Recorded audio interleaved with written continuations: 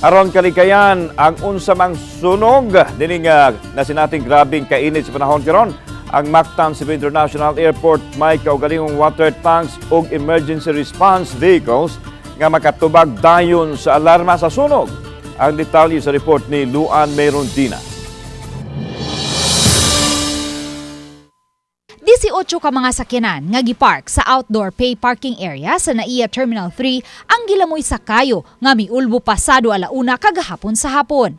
Grass fire ang gitan-aw nga posibleng hinungdan niini kaysa naasoy parking area halapad ang nalayang kasagbutan.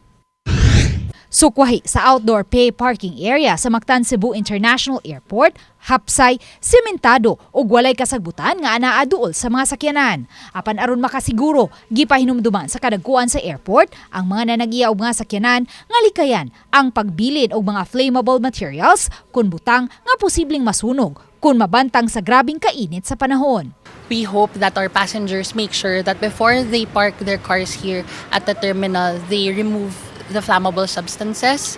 Now from our end, we make sure that we have emergency response vehicles both in Terminal 1 and Terminal 2.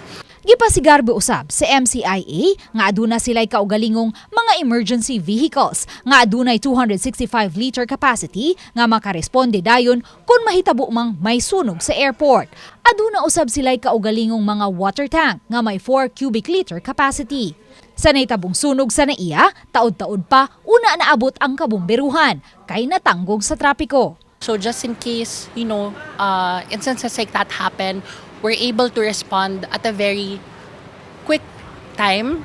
Our response time right now after simulations is at 3 minutes. So we make sure that any instances like that happen, we're able to respond immediately. Gawas ni ini, regular usab nilang gibisbisan ang lawn area ilabi na nga nangalaya na ang mga tanom ni ini.